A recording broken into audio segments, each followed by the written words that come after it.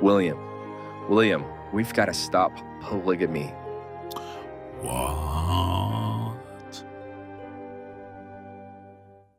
Welcome into another episode of the Key of David podcast. I've got Trevor Keys and David the Lion Douglas, and we have an amazing guest. I'm so stoked that we have her on. Her name is Cheryl Bruno, and we're going to talk about a lot of things. One of the things I'm really excited to talk about is tarot cards. That's right, tarot cards. We're going to be talking Freemasonry. We're going from tarot cards to Freemasonry, but then we're going to talk about Joseph and polygamy, and we're going to talk about William Marks. And so there's a variety of topics, and Cheryl is knowledgeable. She's written multiple books and is kind of, a lot of people turn to her when discussing church history. So Cheryl, welcome to the show.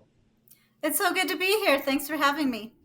So Cheryl, tell us a little bit about your background. Tell us a little bit about the books you've written, and kind of how you got started in this path of church history. Okay, I am a convert to the church, but I joined the church when I was 19, and so that's been many years ago. And I served about 20 years ago. A bit more than that. Okay. So I feel like I've been a member all my life, just because I've raised my children in the church, and I just feel very comfortable in the church, and I can't even remember a time when I wasn't a member. However, my dad was a Protestant minister, and so I do have a little bit of knowledge about what goes on in the rest of the world. But my interest is in Mormon esoterica. So I love the early days of Joseph Smith and his practice of Freemasonry and just his spiritualism. And I love to dig into his treasure hunting and just lots of early fascinating, weird things about early Mormonism is really my specialty. So the first book I wrote with two co-authors was Method Infinite, Freemasonry and the Mormon Restoration. Learned a lot about Freemasonry that I never knew, and was able to bring my expertise into that book as well on early Mormonism and esoterica. And the second book I wrote was with John Dinger, who is a lawyer and writes a lot about Mormon subjects. And he and I did a biography of William Marks, an early church leader that practically no one knows about, but he really was important to the Restoration movement. So I think everyone should know about him. So now that we have the biography out, I think that he'll become much more well known. Oh, there's the books. And then my third book is Secret Covenants, New Insights on Early Mormon Polygamy. I am the editor of that book, and we had 10 authors, well-known Mormon authors who know a lot about polygamy, have written essays in this book. And it is really fascinating and very apropos to the moment, because we have a lot of interest in that subject these days. The debate is alive and well, and we'll be discussing that. So, hey, go get her books. Go check it out. It looks like you can go to Amazon, search her up, and support Cheryl. Now, Cheryl, what got you started in Mormon esoteric? How did you say that? Esoterica. Esoterica. Yes. What got you charging down that path? Oh, just the secret hidden knowledge that, Joseph Smith was very into, I think, hidden knowledge and things that come from the ancients. He was very into the Old Testament, but more of a Christian view of the Old Testament, and Right. certainly a Freemasonic view of the Old Testament. So we see that in his early, just bringing the church together, and in his early activities in treasure hunting and so forth. And Did you ever get to meet Michael Quinn before he died? Oh, yes, absolutely. Very cool. That was kind of my entrance to it. The early Mormonism and the magic worldview. I got that book and I Right. devoured that in 4 days. Okay, so maybe that is where my interest in esoterica began very strongly, because when Michael Quinn wrote that book, do you remember what year that was? Was it 1970s, early 1980s. I can't remember exactly the year. I'll look it up while you're Okay, going. look it up for me. And of course, I devoured the book also. But when he wrote it, people who read it these days sometimes just kind of go, well, yeah, we knew all that. But we didn't know that when he wrote the book. And it was absolutely mind blowing when he wrote the book. No one today realizes how mind blowing it was to come up with these. We didn't discuss Joseph Smith's early activities with magic, and we didn't see how they fit into the restoration. And he really brought that to the fore and made it popular and made it known. And a lot of people have built on his work now. And so we do know a lot about it, but he really did a huge service to a Mormon history by bringing all of those things to the front. Yeah, it was in 1987. So my 80, experience with it has been, different than a lot of my peers. Like I've recommended this book to a lot of people and they get into it and they're like, I don't like this. I think this book's evil. And I'm like, what? Have you got that feedback from different people? I'm sure you have since you're in the arena. Well, yes, because many people think that Freemasonry is evil. So they do not want to say that, they don't want to ever admit that Joseph Smith practiced Freemasonry. And so they will kick and scream and fight against me and say that Joseph Smith was not a Freemason. And we have strong documentation to show that he was involved in Freemasonry from the very beginning of his life. And it's because they see this as so evil. They do not want to look at this, and it's really weird. Yeah. Have you heard the name Alexander Neibauer in any of your studies Yes. in Joseph Smith? Mhm. So, Yes. and it's very esoteric. He was learning Kabbalah from Alexander Neibauer, and if you trace Alexander Neibauer's lineage, you find that Hugh Nibley is a descendant of Alexander Neibauer. Alexander Neibauer, for those of you who don't know, was a Jewish dentist, one of the first Jewish people to join the church, but was really involved. Joseph Smith was learning, obviously, about Freemasonry. He was learning about Kabbalah, and I love you use the term magic.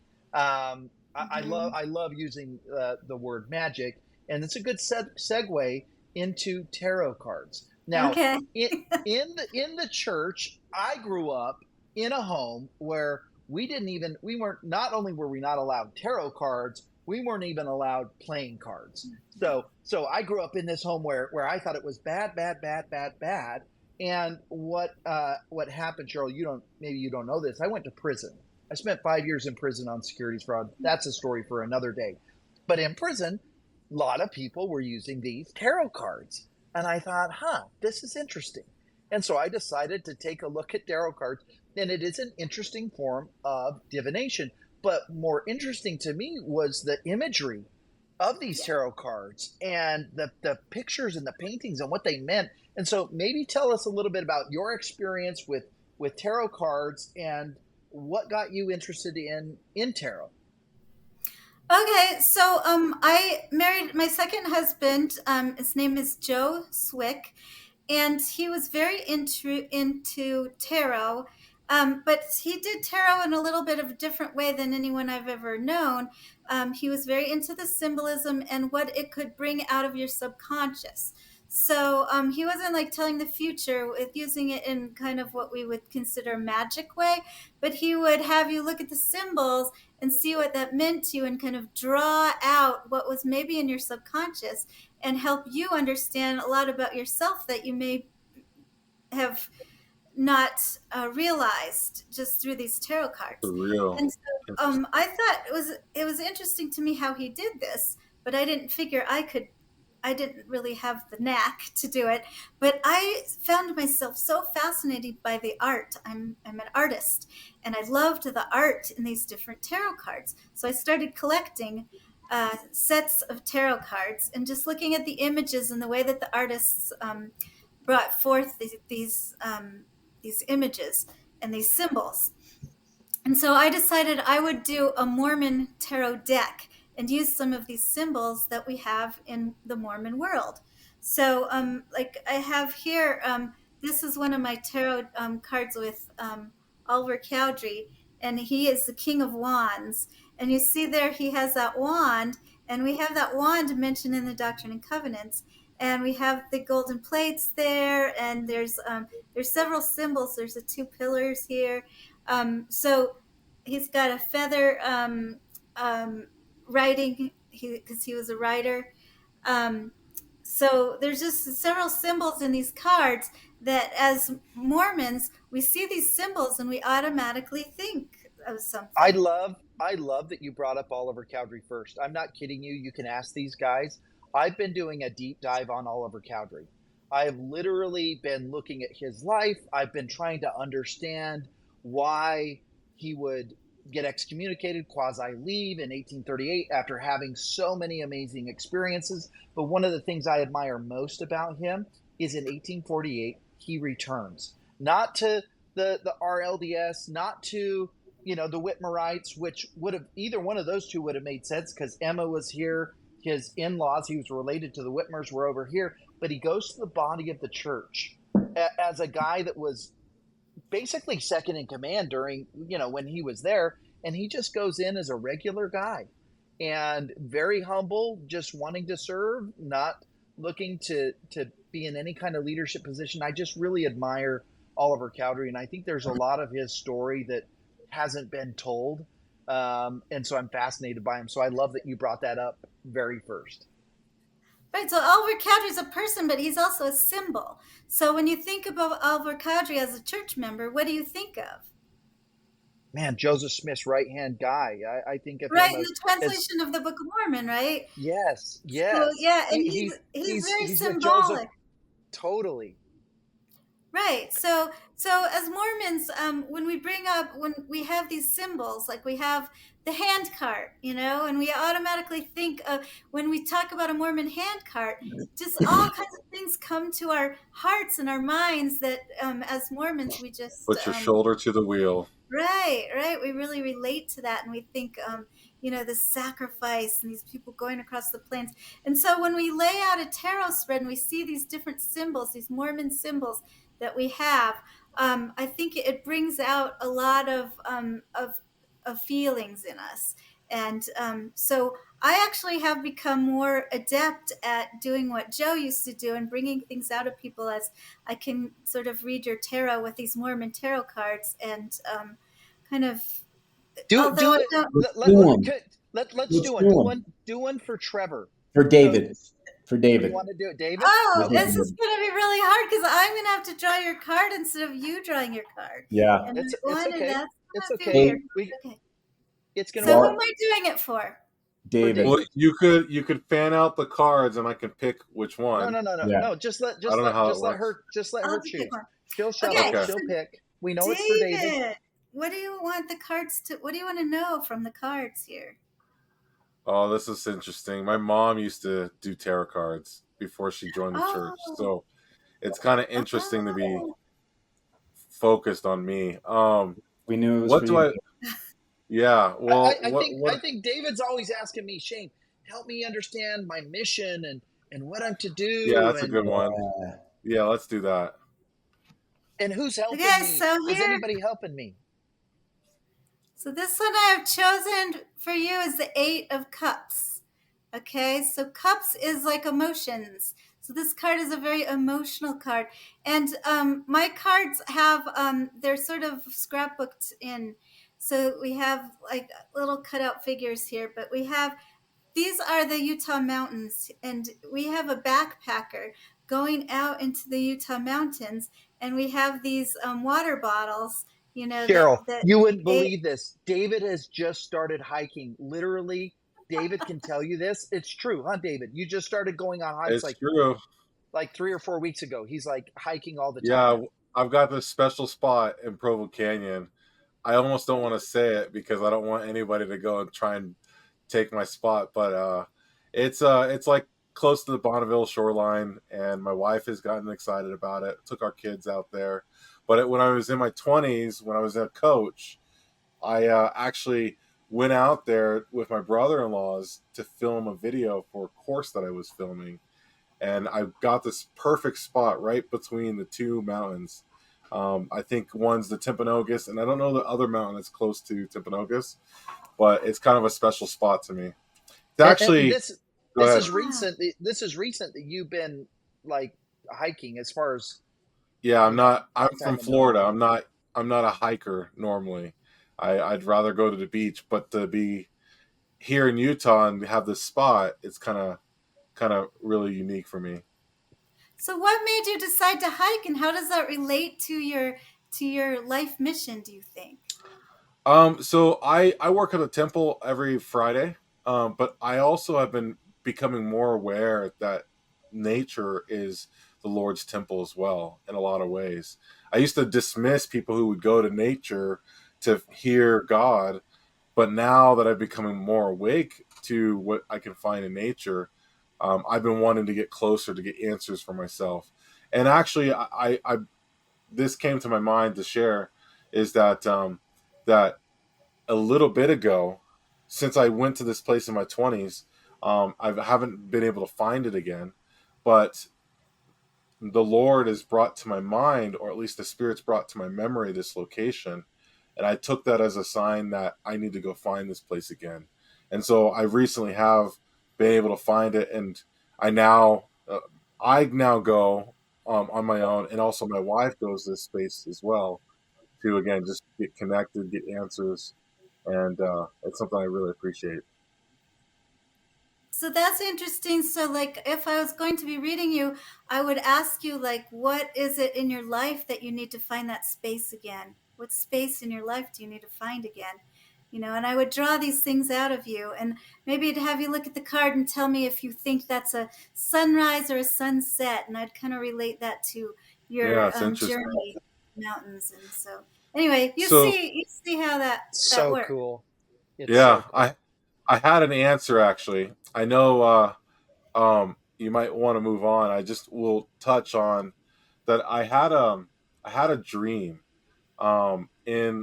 with that's been a recurring dream, and this dream tells me that I have a mission, and that it's important that I get on track for that mission.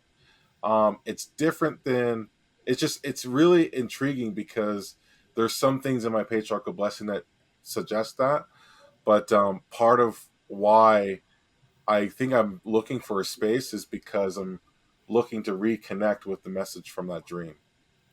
David, Wonderful. you need to get a red backpack and 7 bottles of wine. And eight bottles of water. And 8. eight, the number eight is movement. So you're moving there. So Yeah, you see, we could go on, and do you see how this So tapped cool. into something that was really important to him? And we could go on and on. And usually, when I read for somebody, they do have these stories that these cards will bring out, and so they're just fascinating. Well, and I can tell you from my own experience. So I'd never done any tarot before, and I found this guy that had these really cool tarot cards that were of archangels and archangel names and really cool imagery. And he's like, "Hey, I want to do tarot on you," and I'm like, "I don't know if I should be doing this," but then I was like, "Hey, what the heck? I'm in prison. Like, for heaven's sakes, okay, let's do the tarot thing." And he pulled a card, and I had an interesting experience with the name Fanuel. And the first card he pulled for me was this Fanuel. And I'm like, no way. I mean, it's a very obscure name. It's not a really known name. It's an archangel in the Book of Enoch. And that's for me, that was my sign where I'm like, okay, I need to understand what this is, because this is just, I didn't anticipate, I didn't even know the name Fanuel was in there. And to pull that first card, and I'm not telling anybody to go do tarot, but I am saying that if done in the right way, can be really cool, as you just witnessed on this podcast. And so don't discount things like that. I mean, things can be used for the Right. positive, and they can be used for the negative. Either way. And if we're approaching God in the right way, then it can be used in the right way. So it's a form of divination. And Joseph Smith was involved in using a lot of different things for divination, Yes. stones, Yes. and you could probably speak on that a little bit. Joseph Smith was pretty involved in what we would term as magic. One thing I want to add Yes. to this is, and it made me think of it as you pull out the card. we're there's a lot of symbolism in our church, right? You go to the temple, you go walk around the Salt Lake City temple, and you look at all of the symbols that we went to painstaking efforts to etch in, all over the place, from the sunstones, moonstones, the stars. And symbols are important. Symbols are used to communicate through all of history, and they can portray a much deeper message, a much deeper meaning, and we get those on a different level. And so that's what I made me think of, is like, hey, if you had a LDS, a Mormon set of tarot, like you could really have some cool associations with them. And I definitely can see how this would be a cool conversation, opportunity, right? We sit down with someone, and just what we were able to pull out of David right there through Zoom, Wasn't that fun? So cool. So Cheryl, You know, talk to us. Oh, go ahead, so David. I'd like to get a copy, if you're open to it. I'd like to get a copy of your cards. So I'm an artist, and Can people buy your cards? Are they for sale? So Or did you my just make first those set for of you? cards, I made a set of 50 of them. It was a limited edition, 50, and they have all sold out by now. I never advertised them at all, just people found out about them and asked me for them, and so they're all gone now. So I'm working on a second edition, and that will be out pretty soon. So There you go. I was going to I'll offer let you know. to do some artwork for you. That's what I was going to suggest. Oh, Yeah, I'd love, if you're open to it. It'd be really fun to kind of explore that. Not that I'm, again, just for the viewers, this is not so that I'm doing tarot card reading, but rather I'm really intrigued by. Maybe I'm getting yeah, back we'll into get my mother's. together later and talk about it. Before we Anyway. jump subjects, who is the fool in your deck of cards? Can you show us the fool? Okay, let me see. Where is the fool? Right here. Okay, who is the fool? John C. Bennett. No. Whoops. Who is it? Let's see. I'm screwing it up. Hold on. Joseph? Joseph himself is the fool. So it's not, the Interesting. fool in tarot is not somebody who's foolish. It is someone who's ready to jump off into the unknown. Okay, so Oh, interesting. you see the little diver in the back jumping off the cliff. That's what he's doing when he starts Mormonism, is he's jumping off into the unknown. And that's, I think that's really I really feel like you need to do a shuffle and you need to pull a card for Trevor. I'm just feeling like that has to happen. We've got to see it. I would be. Right. I want to pick it. I want to pick it. Hold some up. I want to pick it. Manifest Yeah, destiny. all right, let me get a couple out here. Oh, this is live tarot on Zion Media. All right, so I have 5 cards here. I'll do second to your left. So this one Yes. here. No. Okay. No, that's No. the middle. Yes, that one. That one. That's my card. Okay. So this one, it's not so Mormon. This is the Ace of Cups. So like new beginnings. It's also one that has to do with emotions. There's a lot of water there. There's the dove. So A dragonfly. what does the dove symbolize to you? It symbolizes a lot of different things to different people. But to you, what does a dove mean? I mean, to me, it's the Holy Ghost. So that's the first thing that pops into my head. Is the Okay. Holy Ghost. All right, so we have the Holy Ghost, kind of a sacrament cup there, and you see a hand, and it sort of has like it's almost a symbolic gesture this hand is giving. Okay. So I don't know. It's there's a little dragonfly in the back. It's a a right hand too. It's a covenant hand, so that's definitely a right hand, not a left So hand. I'm thinking, what are there maybe symbolic covenants that are going on in your life, or Secret combinations. Are you a temple worker as well, or not? I'm not. No, you're not. So maybe in your life there's some kind of maybe not. And so this card to me is one of the least Mormon looking. To me, it's almost like Catholic looking cards. But so maybe it's a departure from what we would think of as Mormon covenants. I don't know. Well, I'm the least Mormon-y of the three of us. So, but you still, it might be that you still have some spirituality in you that, is waiting to come out. It's Let's hope. almost like, to me, looking at that dove, it's like baptism of fire type of moment in somebody's life where it's like the Holy Ghost has come to them, and they're, there's a lot for Trevor, and he's talked about how just our podcast has kind of been really good for him to just reconnect with his with the spirituality in him, and talk about these things. And so Right. So the ace being new beginnings, this might have to do with your podcast here. So this is new beginnings in a religious realm there. What's those flowers in the bottom? They are kind of lotus flowers. what's the dragonfly represent? So what is a dragonfly? To some people, it might represent, I don't know, some kind of pesky something that's in your way of. Oh, to me, that's the most perfect insect. I love dragonflies. I think they're aliens from, like complete aliens. They're just like the perfect insect. I love dragonflies. Actually, that's like my favorite. Maybe the dragonfly isn't holding you back. Maybe the dragonfly is what is kind of inspiring you to make this new beginning. All right. So I got to go meet UFOs, apparently.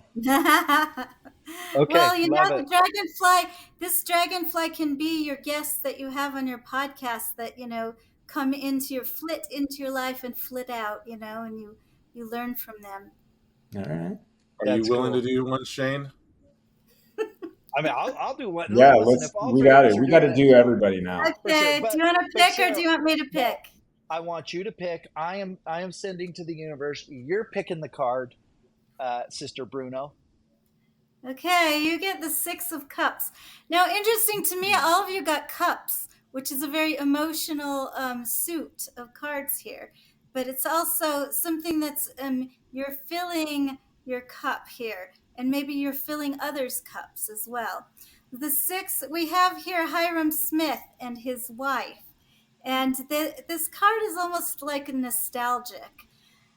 So you have in the background, you have Nauvoo in the background.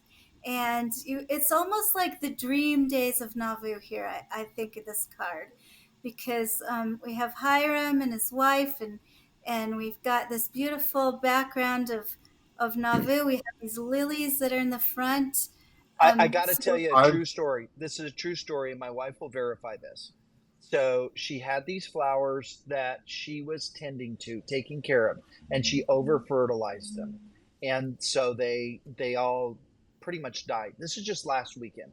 And I said, let's go get you some more flowers. And so we went and we found more flowers, and we replaced the dead ones with these new flowers. They weren't the same kind of flower, but a different kind of flower.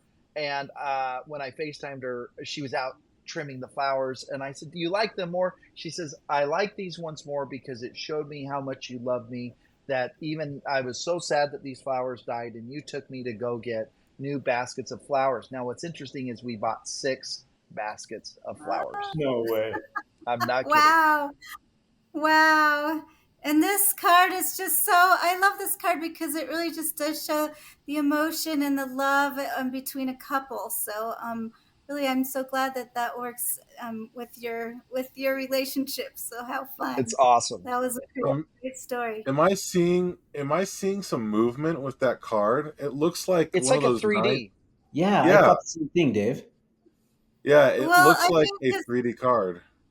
They're not 3D cards, but they have, because they have the collage effect. They're just kind of a collage. When you watch this video back, this is the craziest card because it does look 3D. It does. I'm seeing that. I can see that looks too. Like they're moving. Yeah, it like does. The Nauvoo house in the background looks like it's kind of. I can see that. How fun! That is crazy. Pretty cool. Thank you so much, Cheryl, for doing a tarot reading, a card reading, I guess.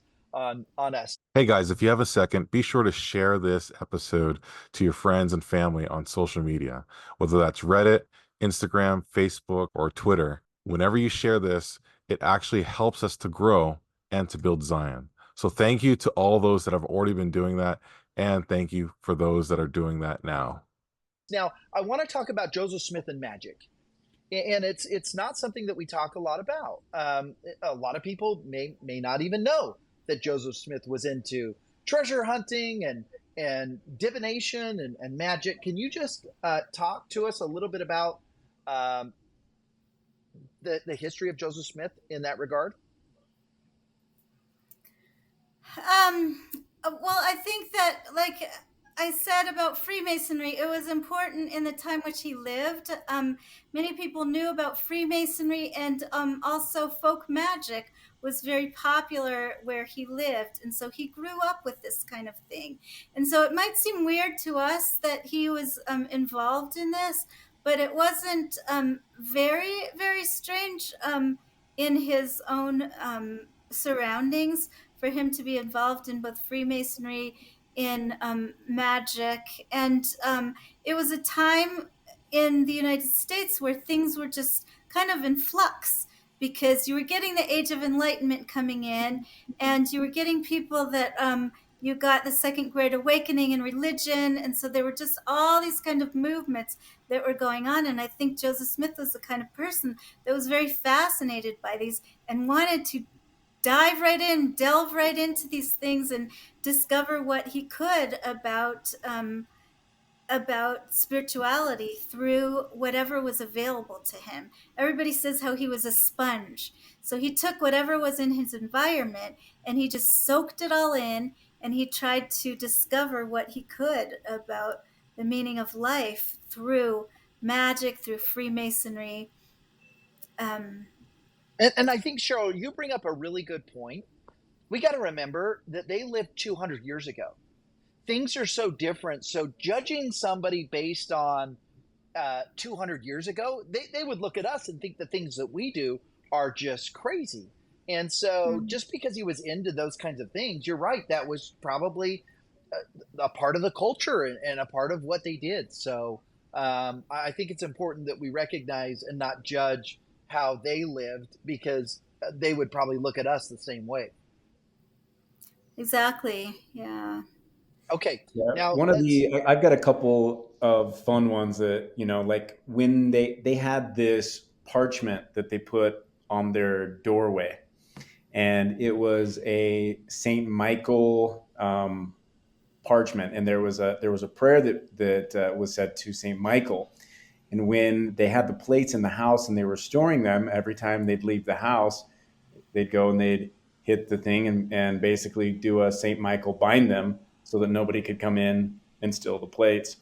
And, this was just like part of the folk magic, and people believed in it, and they brought it into their home, the Smiths, and it was all over in the region. If you read the, Michael D. Quinn's book on it, talks quite a bit about it. The other one that's really interesting to me is the Abracus pyramid. I'm sure you've seen that, Cheryl. You know what I'm talking about. But it's this really cool, David, it'd be cool if we could put an image on this. But it starts off at the top with the letter A, and it spells Abracus all the way down and then all the way backwards, perfectly up and down. So Both of those things are covered in our book, Method Infinite. So you can read more about both of those things in our book. nice. And is it true that the Abracus is where people think a lot of the abracadabra came from, or did I come up with that in my head? Yes, but again, it was a bit different because we didn't have witchcraft is kind of a modern phenomenon, and so abracadabra wasn't known back then. It was actually related to masonry, but it had many meanings and when we look at it today and we think, oh, abracadabra, that's like your magician in a cape waving a wand, but it did not have that connotation back then. So Trev, I know that Trevor knows so much about Freemasonry. And I want to transition and just talk about Joseph Smith and Freemasonry. But Trevor, maybe you handle this and ask some questions as it relates to Freemasonry. And give us, Cheryl, maybe give us some historical background of how Joseph got involved in Freemasonry and maybe why he got involved in Freemasonry. Okay. So there were many family members in his, and also the Cowdery family, who were quite involved in Freemasonry. We don't know for sure if Joseph Smith Sr. was a Freemason. We are pretty sure. All of the three authors that wrote the book Method Infinite, we believe that he was. But we don't have lockdown evidence that Joseph Smith Sr. was a Freemason, because Joseph Smith is such a common name. There were 9 Joseph Smiths that lived in the area he did. And so we know that there was a Joseph Smith who joined the local lodge. But we also know that his brothers were Masons. We know that some cousins of Joseph Smith were Masons. And so we have, and many of the people in his immediate area were Masons. The people who operated on his leg, that did the leg operation, were all Masons, and people who rented their house to them. And there were all kinds of Masons in the area. So he was very well acquainted with Masonry. And so I think that that was his beginning, was just having it in his family and very close to him. And then when he was a young man, there was a big explosion called the Morgan Affair that brought Freemasonry to the fore, and everyone knew about Masonry, and it became a big brouhaha that happened right in the very area that in Batavia, New York, right near where, within 50 miles of where Joseph Smith was living. And so what happened was a group, William Morgan, threatened to reveal some of the secrets in Masonry that you weren't supposed to reveal, and he was going to be writing a book about it. And so he was kidnapped, and we think that he was put to death by a group of Masons. And so that caused a huge contention, because the Masons, who believed that their covenants were symbolic, then saw that this group of a few men had taken these covenants literally, and literally killed William Morgan. And they said, well, now I don't want anything to do with Freemasonry. And there were Freemasons leaving the craft left and right, and there was huge controversy about it. So Joseph Smith got involved because everybody was being asked, well, what do you think about Freemasonry? Is it good or is it bad? Before that, it was always something positive. And then, after that, people were saying, no, that's negative. You don't want to be a Freemason. There's these oaths, secret oaths. We don't want to do this. And so it was a big deal. And that's when the craft began to go down in the United States. And then there was a short renaissance during the period of time when Nauvoo was coming into being. And that's when the Masons in Nauvoo, when the Mormon Masons became a big thing to contend with. So Yeah, and I believe I read that the Nauvoo Lodge was the largest lodge in the country at the time for memberships. Is that? That's right. So when Illinois started rebuilding Masonry, and they had about, I don't know, like it was about 10 lodges in the state of Illinois, and each lodge had maybe 7 or 8 men in these lodges. So I don't know, 70 people, right? So when the Masons in Nauvoo, there were several Masons that were living in Nauvoo that decided to come together and form a lodge. And their very first day, they had 40 men who were Masons who came together to form this lodge. And then they had 60 men who petitioned the lodge who wanted to be in it. So that very first week, they already surpassed the rest of the Masons in the state. And then they grew to be about 1,500 men that there were more than this, because we know that there were several Mormon lodges. There were up to maybe 9 Mormon lodges in the area. And we only know we only have record book for the Nauvoo Lodge, and we know there were 1,500 members of that lodge. So there were many more as well. That's And crazy. I never heard that account. yeah, one author says that if it was allowed to continue for another year, he thinks that virtually every Mormon male would have become a Freemason. So that would have been thousands of, I guess maybe 10,000 people, if it had been allowed to continue. So it was a real That could big have thing. influenced the church quite a bit if that had occurred.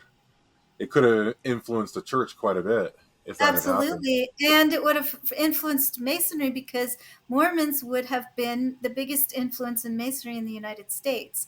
So that would have been huge. And they were very threatening.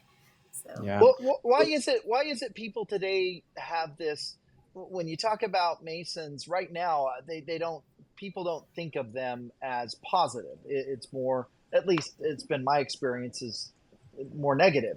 Is there a reason why? I mean, are they good? Are they bad? I mean, as you've studied, I'm not quite what sure, but I think it has a lot to do with secrecy, but I'm not quite sure why it's just become so horribly reviled. And they say things like, "Oh, the Masons at the lower levels don't know what the people at the higher levels are doing." So, like I say, my two co-authors were both Masons, but they were actually pretty high up in the hierarchy of Masonry. But then people will say, well, unless you get to the very top level, you just don't know that they're actually worshiping Satan. And I mean, this is just made up, because how do they know that if they're not even a Mason? How do they know that? And don't know that. It's like somebody saying, well, you really don't know what Russell M. Nelson is doing. He's really worshiping Satan, but you just don't, as a normal Mormon member, you don't know that. And how would anybody else know that either? It's just, I kind of think it's ridiculous. And there are many good things that Masons do. So I don't know where that's coming from, other than just the fact that there are secret oaths, that they promise not to reveal some of their things. And so that's threatening to people. Sounds like something that we do in our temples. So that's right. Interesting. Right. So my experience with Masonry was, I served a mission in Peru. My mission president was Peruvian convert, and he was a master Mason. And a lot of people, when you hear Master Mason, you jump to 33rd degree, but that doesn't mean Master Mason. Master Mason is just a 3rd degree Mason. And in Masonry, as you rise up 1st degree, 2nd degree, 3rd degree, you get to that point, and then you can decide if you want to continue down a few different paths. And the Scottish rite is the path that will lead to the 33 degree Mason. They have a York rite. And I got to spend a lot of time with them. I was 6 months as the AP, and in our mission, they had just killed some LDS missionaries in Peru, and so they made a rule that the mission president had to be with someone nonstop. And so we were like his chauffeur. We didn't do any anything, just nonstop with him. And I got to be really, really close to them during that time. And he hammered into me. He goes, Trevor, you need to be a Mason. He's like, when you get back, you need to look into it. You need to become a Mason. I'm like, okay, I don't really know what this means, but I'll go and do it. And so when I got back, I found out that, you have to know somebody who's a Mason, and they have to know you for, I think it's 2 years. And you have to get 2 people that will write a letter of recommendation. And it took me like 6 years to find someone. In that process, I was just devouring every book that I could get about it. We talked about Manly P. Hall offline. And, the stories that I found in it were amazing, and the teachings were incredible. And so all of the stuff that I'm hearing, I think, is just this, fear mongering from the outside, because they don't know what's going on inside. One of the quotes that I heard Joseph say is that every member should be a Mason, if for one thing, to learn to keep a secret. And that's one thing that they really pride themselves on, is to being able to keep things confidential, and the importance of that. And so it became an important thing to me, and I got all the way to the point where I got in, did my application, and they do their initiations on a new moon. and I chickened out, and I still have the application in my safe. And I'm just like, one day I'm going to do it. Okay, Interesting. so I wanna jump now into William Marks. And a lot of people don't know much about William Marks. And Cheryl, would you just mind giving, because you wrote a book on this guy, would you just mind giving an overview as to who William Marks is? And then I have some follow up questions from there as it relates to who he is and also polygamy.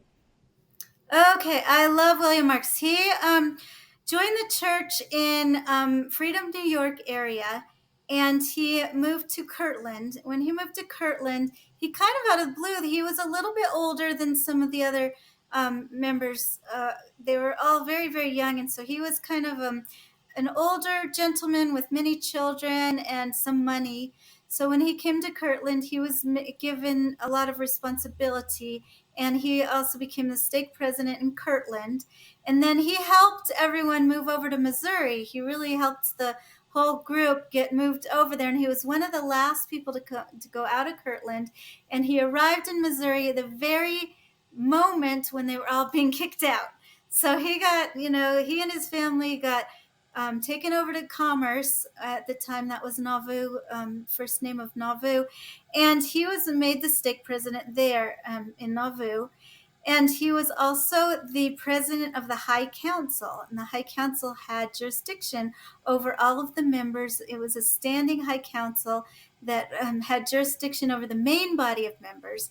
And then we also had a traveling High Council, which was the 12 apostles who went out and had jurisdiction over the members in other parts of the world.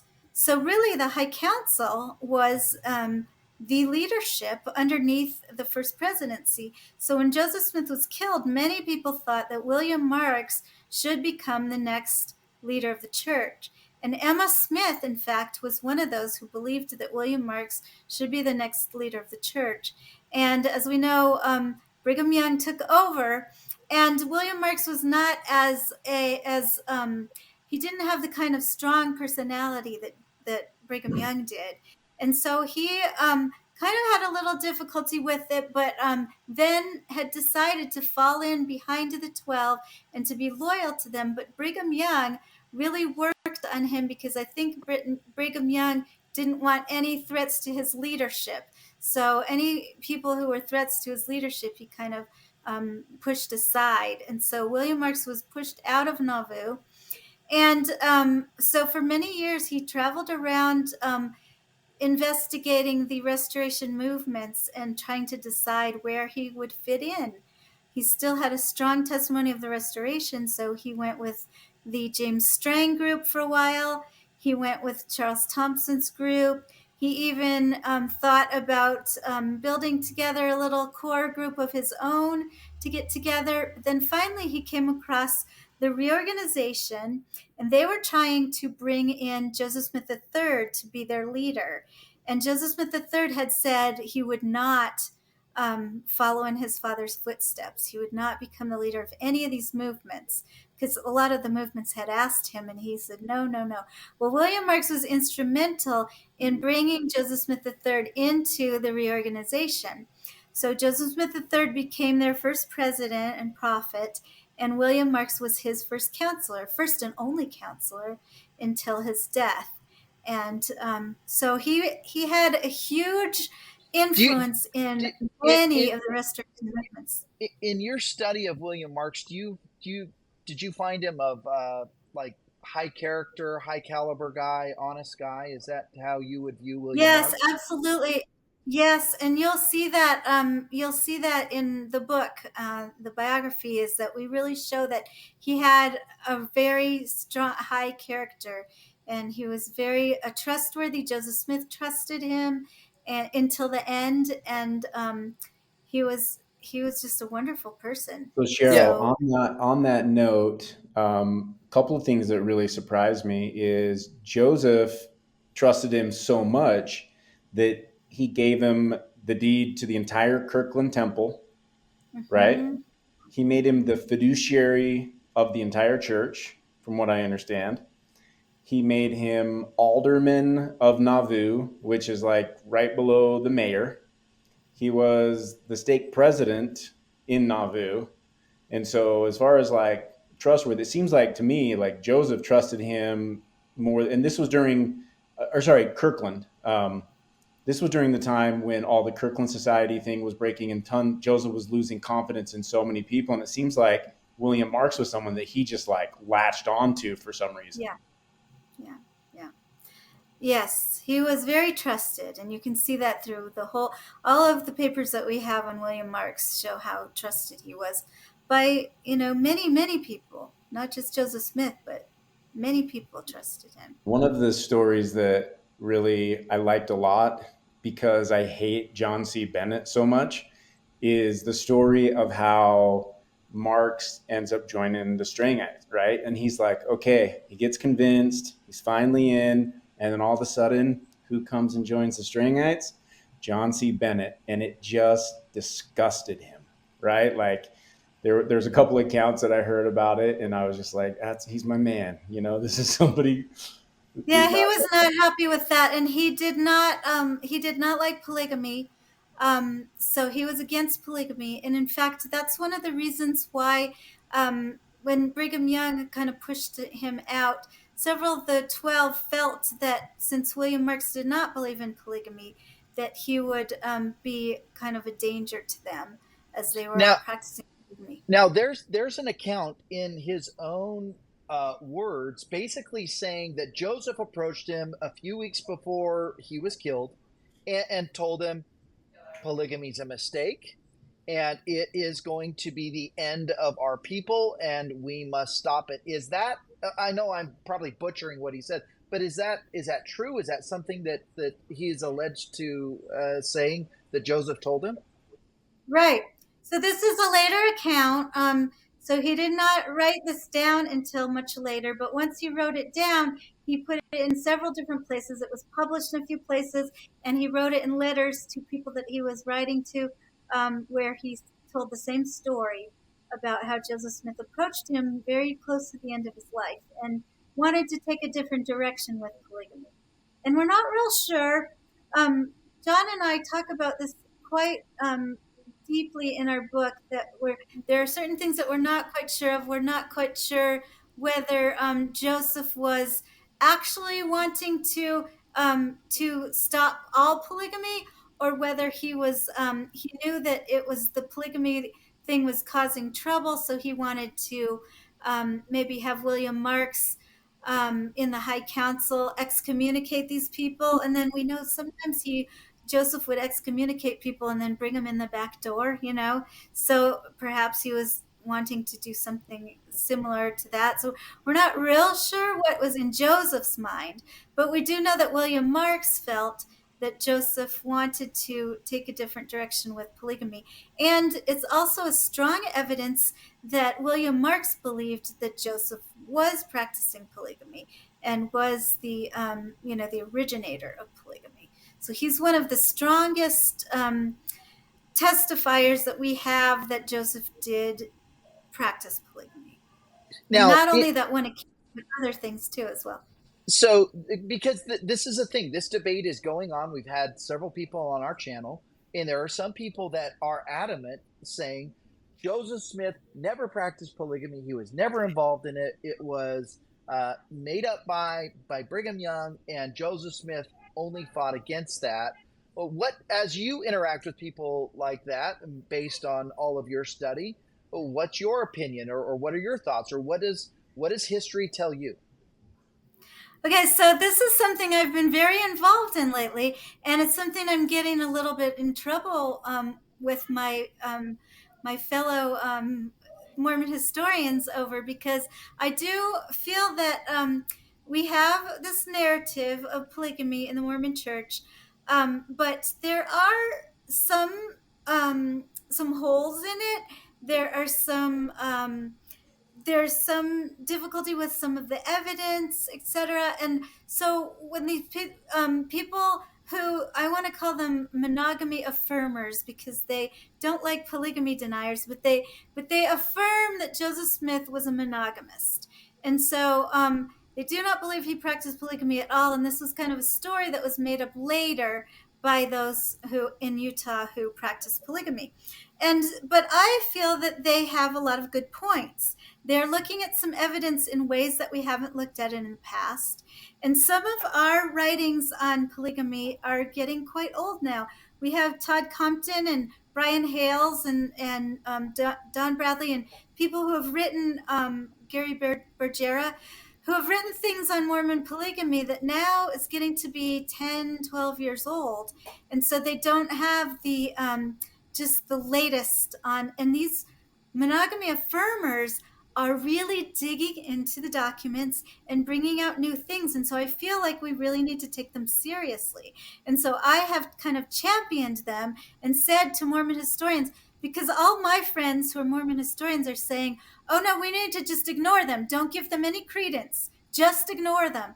And I feel like, no, we need to look at what they're saying and we need to respond to the arguments that they're bringing up. I feel that that's really important because so many people are jumping onto this bandwagon, and they can't, some of the garden variety members of the church don't have the time in their lives to really just spend hours and hours and hours in the documents to see what they say. And so when somebody comes out with a podcast and says, oh, okay, this is what you should think, often these people, if they sound like they know what they're talking about, everyone will say, well, they want to believe that Joseph didn't practice polygamy. You know, I mean, women want to believe that this is not, their prophet would not, you know, cheat on his wonderful wife, Emma, you know, so they want to believe this. So it's easy for them to jump into this new narrative. And while I do not believe that, I do believe that Joseph originated polygamy, and I do believe that he practiced polygamy. But we need to still be looking at these documents and working on our narrative to make it a little tighter than it has been in the past. So that's kind of where I stand. I think that we need to. Yeah. A question I have. We had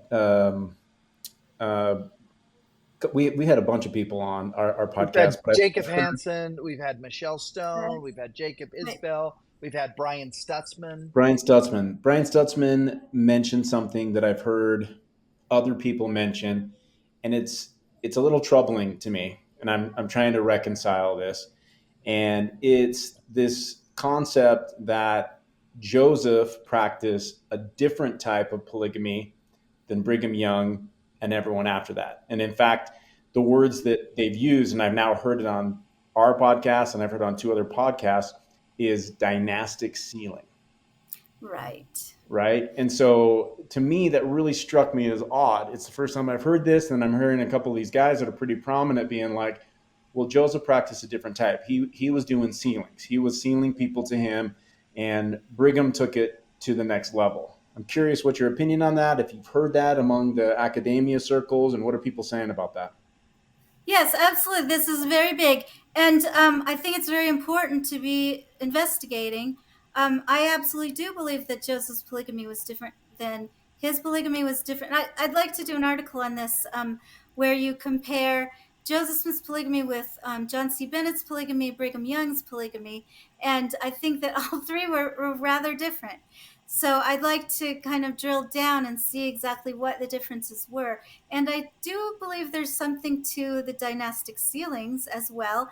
I think that we don't have a lot of evidence that Joseph Smith did priesthood adoption, but I feel that priesthood adoption was also originated by him.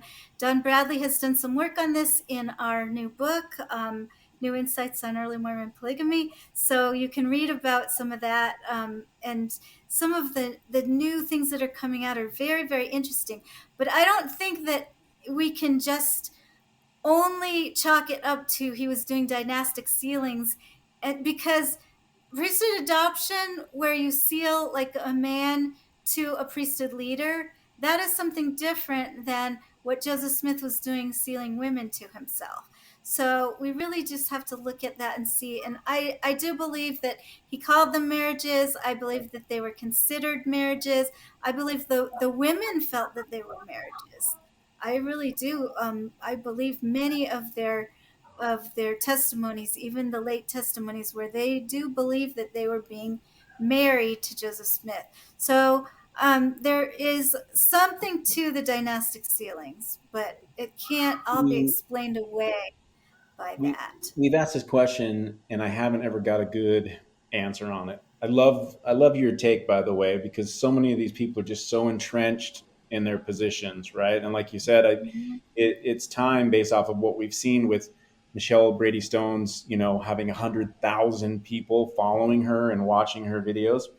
Um, was there was there any evidence that Joseph consummated these relationships? Right. I've heard letters where he's like writing to someone and saying, "Hey, meet me at this place. Don't tell Emma." But I haven't heard any firsthand, secondhand accounts of marriage being consummated. We obviously know he doesn't have any kids, right? But have you run into any of that? Right. Now, really, there's no evidence that, and you wouldn't expect to see anybody writing down. People didn't write down in their Victorian journals at the time, tonight I had sex with my husband, or tonight I had sex with the prophet. They just didn't do that. And so we don't know, we don't have any contemporary evidence that he was sleeping with these women. Do We we do do have we some. do we with Fanny Alger? Do we have kind of a reference with Oliver Cowdery talking about a dirty, filthy scrape or affair? I mean, is that about the closest we have of something like that? Yes, I think that that's strong evidence. There's early evidence that he was, before Nauvoo, that he was having these relationships with women. So we do have some contemporary evidence there, but I feel that again, I feel the narrative needs to be really analyzed. And like I said in our book, there are some very fascinating chapters that start a new look at what was happening with Fanny Alger, and and also, well, Don Bradley and Can, Chris can Smith. you can you can you talk on that? I actually have a question. I have a question because I think we might have something more. I'd like to see what your thoughts are on it. Is we have Helen. So out of all of his wives, this was one of the 14-year-old wives. I think he was the only one that may have been 14 years old.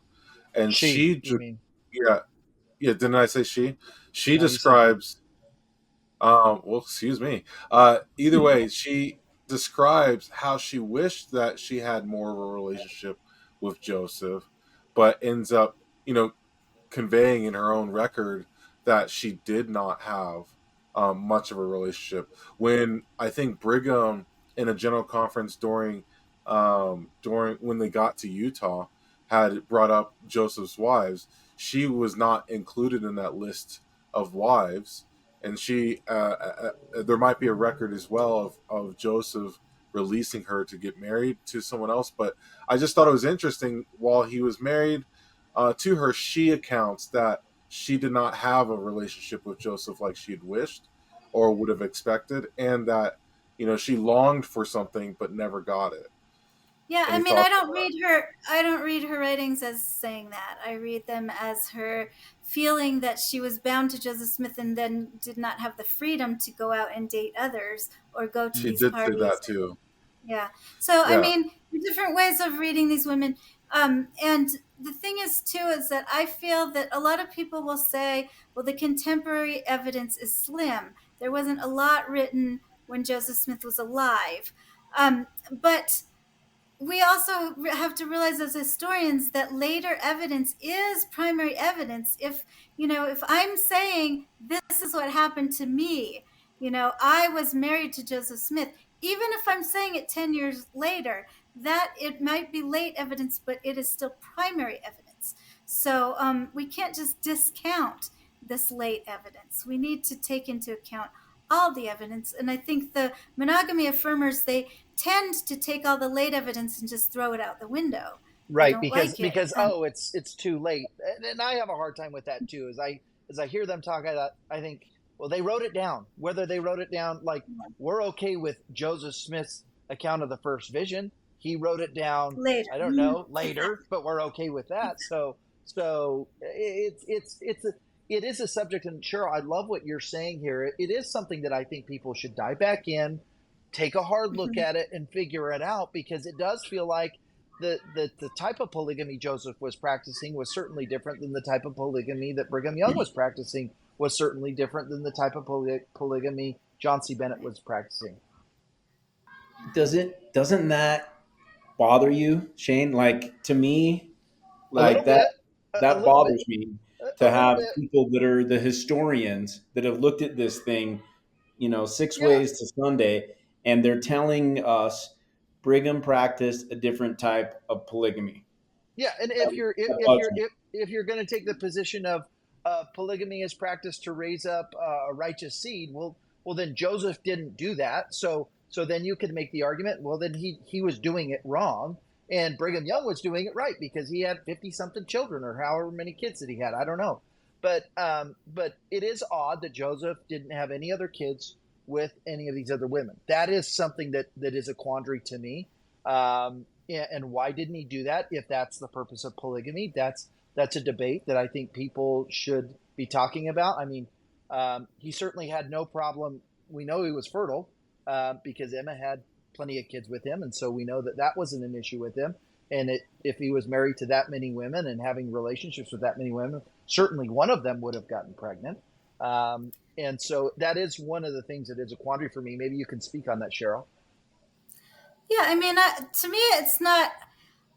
It hasn't been a huge problem to me because I feel like he must not have slept with. He had many wives, and he must not have slept with them very often. And he was so busy, and he was here and there, and so I don't think that he ever had, someone that he was sleeping with regularly like Emma, And so I feel that it's very possible he, wouldn't have conceived with any of these women, and it wouldn't been.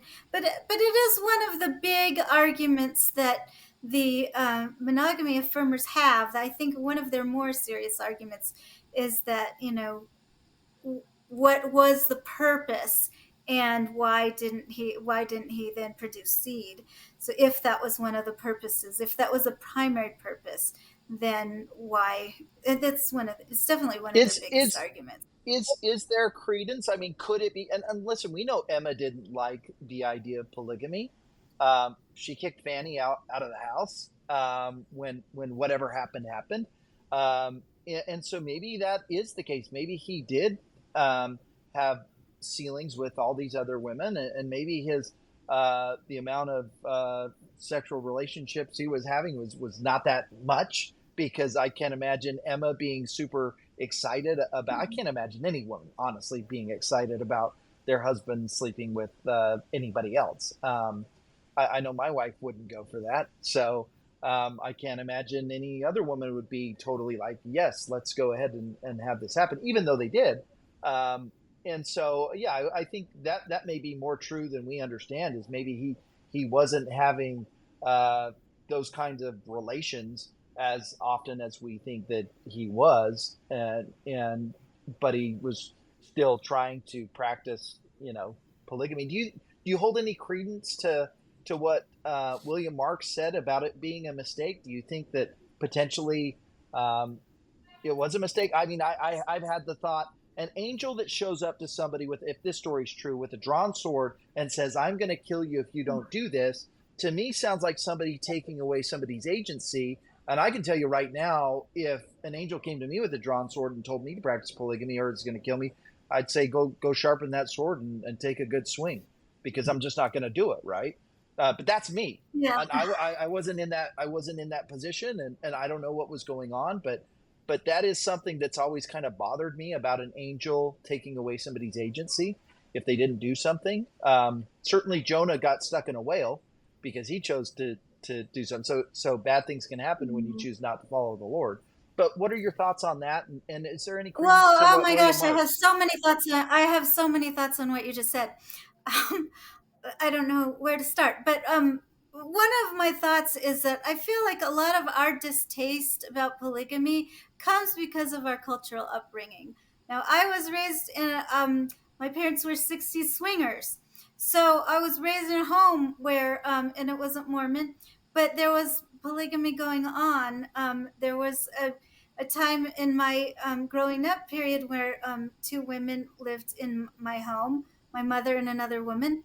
And so I didn't grow up with this distaste of, polygamy. I saw that it could work with consenting adults, and it wasn't something I particularly loved when I was a teenager, but it wasn't something I just get grossed out by. And a lot of women do get grossed out, and I understand that, but I don't think that's everyone. And so I think that in my mind, just in my view of what Joseph Smith was doing, I think he was sort of like some of these other communitarian groups of the day, was trying to just throw tradition on its head and, just start something new.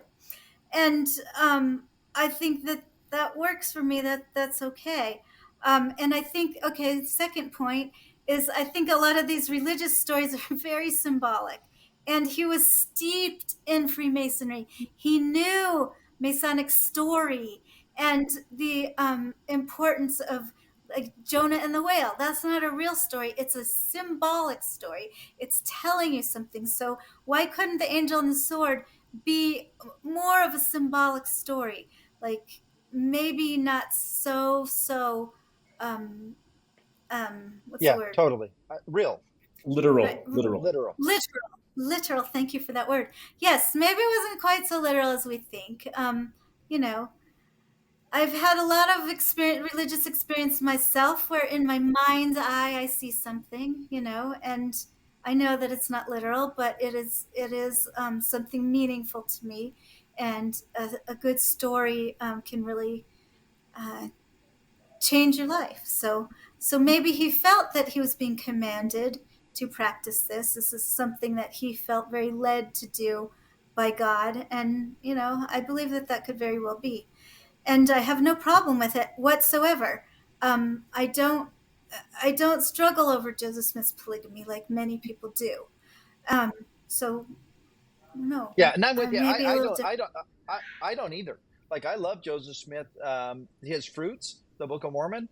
Yeah, I can't deny it. And we don't truly understand what was going on 200 years ago, and so who are we to judge? We are where we are today because of the courage of Joseph Smith and Emma in bringing forth the Book of Mormon and creating this amazing movement, which we participate in today, and I'm so grateful for it. I believe so let that. me just Go ahead.